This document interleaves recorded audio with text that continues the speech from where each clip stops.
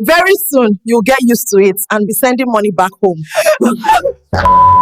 The city was full of life, but for Teniola, it felt like a cold, heartless place.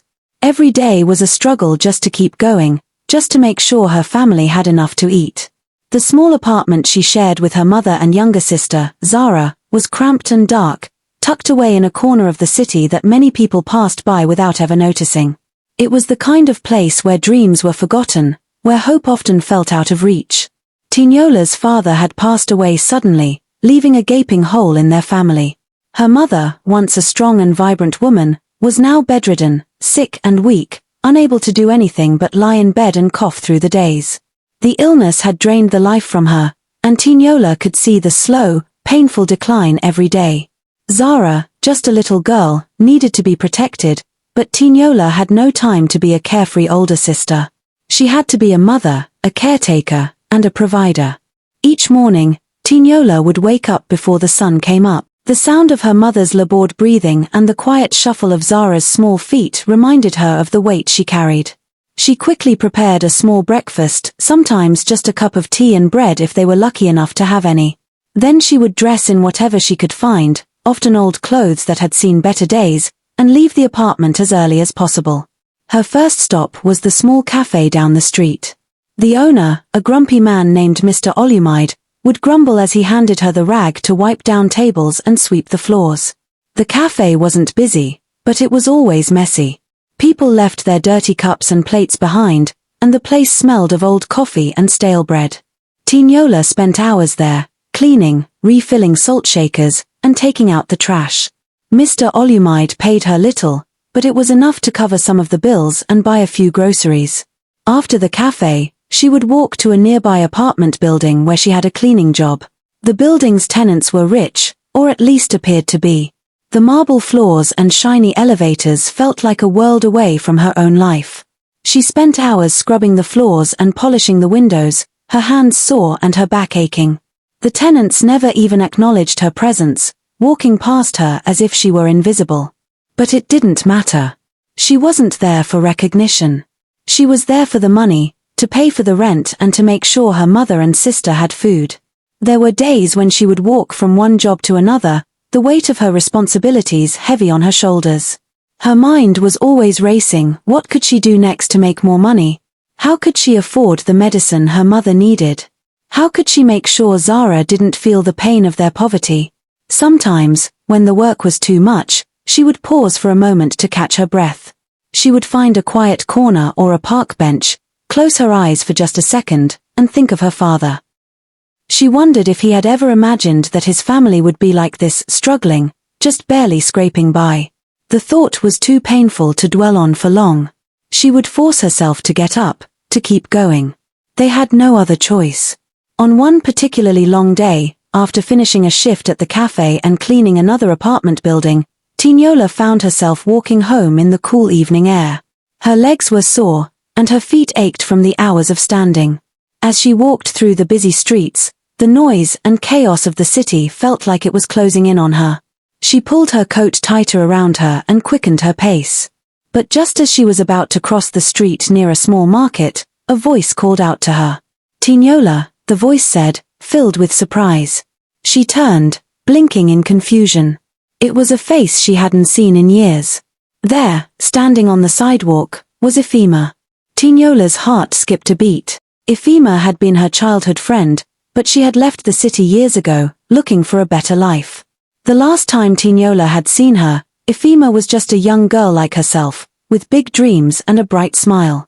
But now, Ifeoma looked completely different. She was dressed in a sleek, expensive outfit, and her hair was perfectly styled. A shiny car was parked nearby, the kind of car Teniola had only ever seen in movies. "Ifeoma?" Teniola asked, almost not believing her eyes. Ifeoma smiled brightly and rushed over to hug Teniola. The embrace was warm and full of joy, but Teniola couldn't help but feel a pang of jealousy. Ifeoma's life had clearly changed. She looked so happy, so put together, while Teniola felt like she was falling apart. "It's been so long, Teniola. You look, well, different, but still the same in so many ways," Ifeoma said, stepping back to look at her old friend. How have you been? Teniola's smile faltered as she tried to answer. She didn't want to talk about how much she had struggled, how hard every day had become. It felt too embarrassing to admit how difficult life had been. I've been okay, she said, though the words didn't feel true. Ifeoma studied her for a moment, then put a hand on Teniola's shoulder. I can see it in your eyes. You're tired, Teniola. You've been carrying all this weight on your own. You don't have to. I've built a life for myself now. Things are different. You don't have to struggle like this anymore. Teniola blinked, the words sinking into her slowly. She had always admired Ifeoma's ambition and drive when they were younger. Ifeoma had dreamed big, and now, it seemed like those dreams had come true. I've started a business, Teniola, Ifeoma continued. It's doing really well, and I want you to join me. You don't have to stay here, cleaning and working all these jobs. Let me help you. You're too smart for this life. The offer was tempting. Teniola thought about her mother's illness, about Zara's innocent face. She thought about how much easier it would be to walk away from the constant struggle. But then she remembered their faces, how they depended on her, how they needed her. I can't leave them, Teniola said, shaking her head. My mother needs me. Zara is too young. I can't just walk away from them. Ifeoma's expression softened, but she didn't give up. I understand, but Teniola, this is your chance. You can make enough money to help them. I'll introduce you to the right people. You don't have to do this alone. 4 days, Teniola thought about Ifeoma's offer. Every time she closed her eyes, she saw her mother lying in bed, getting weaker. Every time she looked at Zara, she saw the growing worry in her eyes. She didn't want to leave them, but she also didn't want to keep living like this. After much thinking, and with Ifeoma's insistence, Teniola finally agreed. She would go with Ifeoma, just for a little while. It would only be temporary, she told herself. She would make enough money to take care of her family and then come back. The bus ride was long and uncomfortable. Teniola sat by the window, staring out at the city disappearing behind her. The weight of the decision she had made settled heavily in her chest. Ifeoma was sitting beside her, chatting excitedly about the new opportunities waiting for them, but Teniola couldn't focus on her words. Her mind kept drifting back to her family, their faces, their tears, the quiet promises she had made. But before all of this, the pressure had been building for days. Ifeoma had been so insistent, so convincing that this was the right choice. The business was thriving, she promised, and Teniola would be able to send money back home. But there was always one thing that stopped her, her mother. How could she leave her sick mother behind? And Zara, her little sister, who was still so innocent and unaware of the burden she had to carry for them both. Every night, Teniola would lay awake, torn between her responsibility to her family and the temptation of a better life. But if she left, who would care for her mother? Who would protect Zara from the world that felt so harsh? Each day felt like a constant tug-of-war in her heart. She couldn't afford to be selfish. But Ifeoma had a way of wearing her down, her words sweet but heavy with promises. You deserve more than this, Teniola. You've done everything for them. Now, it's your turn. I'll help you. We'll make money, and you can send it back home. You can take care of them from a distance. Please, don't let this opportunity slip away. Teniola spent sleepless nights, haunted by her friend's words. Her mother's face, weak and frail, kept flashing in her mind. Zara's small hands would tug at her sleeve every night, asking when she would be back, why she had to go. Finally, after much thought, Teniola gave in. The pressure, the constant struggle, and Ifeoma's persistence wore her down. She had always promised herself that she would do whatever it took to make their lives better. And maybe, just maybe, this was the way to do it. Ifeoma, sensing her decision, quickly made plans for the trip. But before they left, there was one last thing Teniola had to do. She had to make sure her mother and Zara would be okay. One afternoon, as the sun set over the city, Teniola took Zara by the hand and walked with her to a small shop not far from their apartment. It was run by a kind woman who sold pure, unbranded goods like rice and vegetables. The woman had been helping Teniola for months, offering credit when they couldn't pay right away. I'll introduce you to her, Teniola said softly, looking down at Zara with love in her eyes. You'll be okay. She'll help you when I'm not around. You can buy from her and pay her back when you sell. Zara nodded, not fully understanding, but trusting her sister's words. Teniola squeezed her hand, trying to reassure her, though her own heart was breaking. I'll be back soon, she promised, though a part of her wasn't sure how long she would be gone or if she'd ever be able to come back the same way. That night, as the sun set and the sounds of the city grew quieter, Teniola prepared for the hardest part of the journey, saying goodbye to her mother and Zara.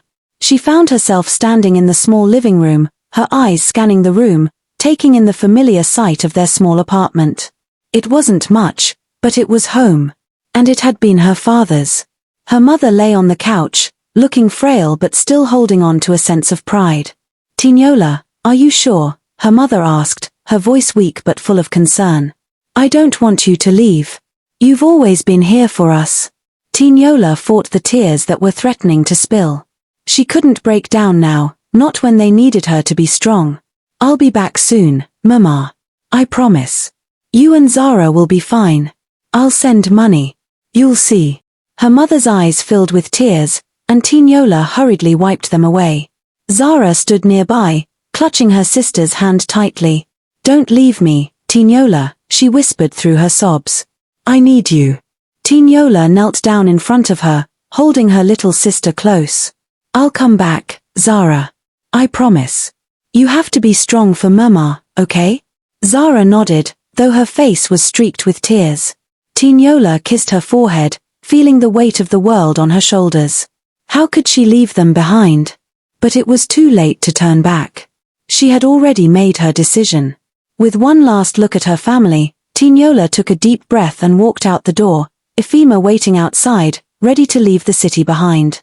The bus ride was long, and Teniola couldn't shake the feeling that she had made a mistake. Her heart was torn, and as the city grew smaller and smaller in the distance, it felt like she was leaving her entire life behind. The bus ride had been long and uncomfortable, but nothing compared to the unease Teniola felt as the bus finally came to a stop. She looked out the window at the small town that was supposed to be the start of a better life, but all she could feel was an overwhelming sense of dread. Ifeoma, sitting beside her, was practically glowing with excitement, her words full of promises about how great everything would be, but Teniola couldn't bring herself to believe her. The city was now behind them, and ahead lay something Teniola wasn't sure she could face. Ifeoma's dream of success and wealth seemed so distant now, and the reality of what she had agreed to was starting to settle in. When they arrived, Teniola's stomach sank. Ifeoma had promised her a fresh start, a way to make money and finally be able to support her family, but the building they arrived at wasn't what Teniola had expected. It was a dimly lit, run-down establishment, hidden in an alleyway where it seemed like the world around them had forgotten to care. Ifeoma didn't miss a beat. She walked into the building with ease, as if this was just another day in her successful new life. Teniola hesitated, then followed, her feet dragging as she took in the dark, oppressive space. Inside, there were women lounging about, talking to men, drinking, and laughing in a way that made Teniola feel sick to her stomach. It wasn't a business, not in any way she had imagined. It was something much darker. This is it, Ifeoma said, grinning from ear to ear as she pulled Teniola deeper into the room. This is where we make our money. You'll see. Everything will be fine. Teniola's mind raced. This wasn't what she signed up for. She had thought she'd be selling products, something simple and honest, not this. Her heart hammered in her chest as she took in the scene before her, unsure of what to do or who to talk to. But Ifeoma was already talking to one of the men, her confidence unwavering. The man handed Ifeoma a thick envelope of cash, and Teniola watched, a chill creeping down her spine as Ifeoma took it with a smile. Thank you, Ifeoma said smoothly, turning to Teniola and handing her a small amount of money. Here, go buy some soap, clean your clothes. You need to be fresh. Teniola's hands trembled as she took the money. It wasn't enough. It wasn't nearly enough. She stared at it, feeling a pang of frustration. She had come here to help her family, to send money back home, but now it felt like she was sinking into something worse, something she didn't even understand. She didn't want this life. She didn't want to be part of this world where money was exchanged like this, where dignity was bought and sold. But what choice did she have? She hadn't asked for this. She had trusted Ifeoma, believed her friend when she said everything would be fine. But now, standing in this place with the envelope of money in her hand, Teniola felt like a prisoner. A prisoner with no escape. Ifeoma, noticing her discomfort, gave her a quick glance before returning to her conversation with the men. "You'll get used to it, Teniola," Ifeoma said without turning around. "Trust me. This is just the beginning. We'll make good money, and you'll be able to send everything home. Just do your part. It'll all be worth it." Teniola swallowed hard and forced herself to nod, though her insides screamed with doubt. How could she ever send money home with what she was being forced to do here? How could she face her mother and Zara, knowing that she was living this life? She walked out of the building, buying the soap like she was told, feeling the weight of everything pressing down on her. As she returned to the building and walked into the dimly lit space, she saw Ifeoma laughing with another man, completely at ease in this world that felt foreign and suffocating to Teniola. The days passed in a haze of discomfort. The work was demeaning, and the men who came and went made her feel like an object to be used, not a person. But each day, Ifeoma took the money from the men, her madam title never questioned. She kept her confidence high, walking in and out of the rooms like she belonged. Teniola, on the other hand, felt like she was losing herself, bit by bit. Every night, she lay awake in the small room they had given her, listening to the sounds of laughter and clinking glasses outside her door. She stared at the cracked walls, wondering how she had ended up here. This wasn't the life she wanted. She had come here to help her family, to find a way to provide for them without having to live in constant fear. But now, it felt like she had only brought herself into a trap, and there was no way out. The worst part was that she didn't even have enough money to leave. Ifeoma had promised her a way out, a chance to make money and return home when she was ready. But with every passing day, that promise felt more and more like a lie. Teniola didn't realize that many of the men coming into the building were married. She had no idea until one day when the bar assistant, who had always been friendly, asked her for some money to buy drinks. "I need to buy drinks for the men," the bar assistant said with a smile. "Can you lend me a little money?" Teniola shook her head. "I don't have any money," she replied. But the bar assistant didn't like hearing no. She gave Teniola a sharp look, her smile fading. "Funny, isn't it?" the assistant said, narrowing her eyes. "You always seem to have money when it comes to those men.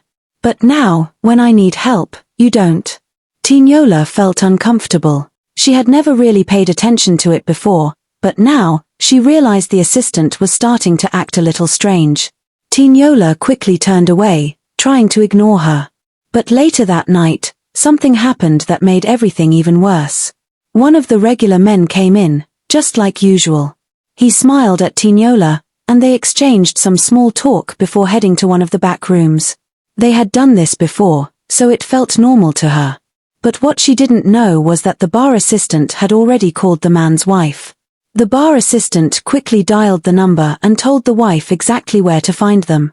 The wife rushed in, furious. When she walked into the room, she saw Teniola and her husband, and without any warning, she started to shout. "You think you can just take what's mine?" she screamed. Her voice was full of rage. "How dare you?" Before Teniola could even understand what was happening, the wife was on top of her, pulling her hair and hitting her across the face. Teniola tried to fight back, but the woman was too strong. She hit Teniola again and again, her words like daggers. "My husband has been ignoring me, he's been coming here and wasting his money, and you are part of it." The wife continued to hit her, yelling about how her husband was no longer paying attention to her or their children. Finally, after what seemed like an eternity, the wife stopped, breathing heavily. "You're nothing," she spat at Teniola before locking her in a small, dark room, leaving her alone. Ifeoma, who had been standing nearby, just watched. She didn't try to stop it. She didn't try to help. She just turned and walked away, leaving Teniola behind in the darkness, alone and bruised. The next few days were a blur for Teniola. She didn't know what happened after the wife left, but the next time she opened her eyes, she was in a police cell. She felt cold, dirty, and broken. Her body was sore from the beating, and her mind was overwhelmed with shame and confusion. Ifeoma didn't check on her. Not once. She didn't care. It was like Teniola never mattered to her at all. She had promised to help, but now Ifeoma was gone, leaving Teniola to face everything alone. Teniola spent an entire week in that police station. No visits. No phone calls. She had no idea what would happen to her. She couldn't go back to the building because she didn't have money for the bus. She was stuck. Finally, one of the female police officers sat down next to her. "What brought you here?" she asked, her voice kind but firm. Teniola looked up, unsure how to explain everything. She felt embarrassed. She had come here thinking she was doing something good, but now she was trapped in a mess. Slowly, she started talking. She told the officer about Ifeoma's promises, about how she had thought she was helping her family, and how things had gone wrong. She explained how she had been hurt, how Ifeoma had abandoned her, and how the wife had beaten her. The officer listened carefully. She could see the pain in Teniola's eyes. After Teniola finished, the officer sighed deeply. "You've been through a lot," she said softly. "But you don't have to stay here." The officer leaned forward, her voice gentle. "I can give you transport money. It's not much, but it's enough to get you back home. But you'll have to decide if you're ready to go home." Teniola felt hope stir inside her. She had nothing left in that place. She had nothing here. But going home, even if it meant facing everything she had done, felt like the only way out. She nodded slowly. "Yes," she whispered. "I want to go home." The officer handed her a small amount of money for the bus fare. "Get home, Teniola," she said. "You don't have to be part of this world. Go back to your family." The bus ride felt like an eternity. Teniola sat quietly, her hands clenched tightly around the small amount of money. She had no idea what she would say when she got home, but she knew one thing: she would never go back to that life. When she finally arrived at her old neighborhood, everything felt different. The streets were the same, but she had changed. Her heart raced as she walked to her mother's house, unsure of what she would face. When she stepped inside, her mother and Zara were waiting for her. The moment her mother saw her, she ran to her, tears streaming down her face. "Teniola, you're home," she cried, hugging her tightly. Zara, her little sister, clung to her as well, crying so hard that Teniola could feel the weight of her guilt pressing on her chest. "I'm so sorry," Teniola whispered, holding them close. But as they embraced, she couldn't bring herself to tell them the truth. She couldn't tell them about the life she had lived, about the work Ifeoma had pushed her into. Her mother didn't need to know that. Zara didn't need to hear it. "I'm home," Teniola said softly, kissing Zara's forehead. "I'll never leave again." Teniola was back at square one, but now there was one key difference: her family. They needed her, and she wasn't going to leave them again. Her heart was full of love for her mother and Zara, and though she had been through the darkest of times, they were her light. The pain of what had happened was still there, buried deep, but each day that passed with her family helped her push the memories back. She could no longer think of the past, only the future. Days turned into weeks, and weeks into months. Teniola cleaned again, just as she had before, but this time, it felt different. It felt like she was taking control of her life again. She woke up early every morning, prepared breakfast for her mother, and sent Zara off to school before starting her work. She went back to cleaning houses, doing the best job she could, though she never forgot how badly things could go when you trusted the wrong people. One day, after finishing cleaning a large house in the neighborhood, Teniola was about to leave when the woman who owned the house called her over. The woman, who had always been kind to her, had noticed how thorough Teniola had been with her cleaning. "You've done a wonderful job today, Teniola," she said, smiling warmly. "There's a man I know who lives abroad. He's always looking for someone to clean his house, and I think you'd do a great job. He's coming back soon for his brother's wedding, and he pays well. Would you be interested in working for him?" Teniola was taken aback. She wasn't sure what to say. The idea of working for someone overseas was foreign to her, but the offer sounded promising. Her first instinct was to decline, but then she thought of the money it could bring. Money for her family. Her mother's health had been getting worse, and the bills for her treatments had been piling up. I would love to, but I'm not sure, Teniola started, unsure of how to respond. The woman smiled. Don't worry. I'll make the introduction. He's a good man. And I'm sure he'll pay you fairly. Teniola hesitated, but after a few moments, she agreed. She needed to take any chance she could to improve their lives. She never imagined that one decision would change everything. The man, whom she learned was named Mr. John, was indeed kind. When he spoke to her on the phone, he seemed genuine, polite, and eager to help. He gave her all the details about his house and asked her to clean every inch of it. It was a large house, with multiple rooms, and he told her he'd pay her well, but she needed to be thorough. He mentioned he'd be coming back for his brother's wedding, and he would check the house himself when he returned. Teniola worked hard for the next few weeks, cleaning every room with meticulous care. She even cleaned areas that weren't asked for, the corners that no one ever looked at, the windows that had been gathering dust. She wanted to prove to herself that she could do something right, that she could take control of her life and do it for her family. When Mr. John finally returned, it was 2 months later. He came home for his brother's wedding, just as he had said, and the moment he stepped into his house, he was surprised by how clean everything was. Not only were the rooms spotless, but the whole house had been transformed. Teniola had done a remarkable job. John's eyes widened with surprise as he walked through every room, inspecting everything. His gaze fell on Teniola, who stood nervously by the door. Who did this? He asked, his voice filled with admiration. Teniola stepped forward, still unsure of how to respond. I did, she said quietly. John looked at her with newfound respect. You did an amazing job, he said. You cleaned places I didn't even ask you to. And I appreciate that. I've had many people clean for me before, but no one has gone this far. Teniola felt a rush of pride. It felt good to know her work had been noticed. John smiled. I'm impressed. You deserve more than just what we agreed on. I'm going to give you extra. And if you ever need more work, just let me know. Teniola was taken aback. You don't have to. No, I want to. You've earned it, John insisted, handing her a generous sum of money. Just as she was about to leave, John stopped her. There's something I want to ask you. I'm looking for someone reliable, someone who works hard. I'd like to know if you'd be interested in a more permanent job. I travel a lot, and I need someone to help with the upkeep of my house. If you're willing, I'd like to hire you. Teniola stood there, stunned. The money was a blessing, but this offer?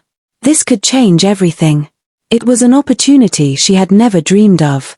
She thought about her family, her mother's illness, Zara's education. This could be the chance she needed to make everything better for them. But it felt like such a big step. Could she leave everything behind? Was she ready for this new life? She thought for a moment before nodding. Yes. I'd be interested, she said, her voice filled with a new sense of hope. John smiled. Great. We'll work out the details later. For now, I'm just happy to have found someone as capable as you. 2 months later, Teniola received another message from Mr. John.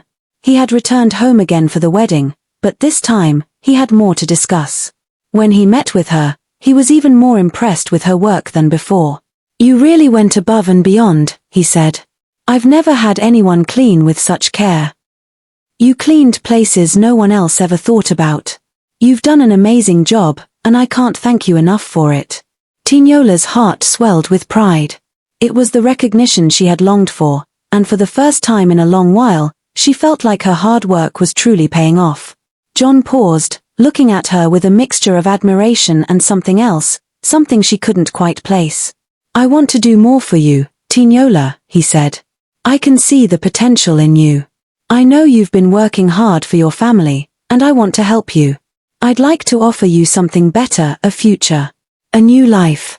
I want to help change your life and the lives of your family. You've earned it.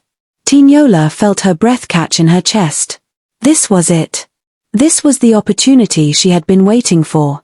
She had been working so hard for her family, but now someone else was offering her a chance to make everything better.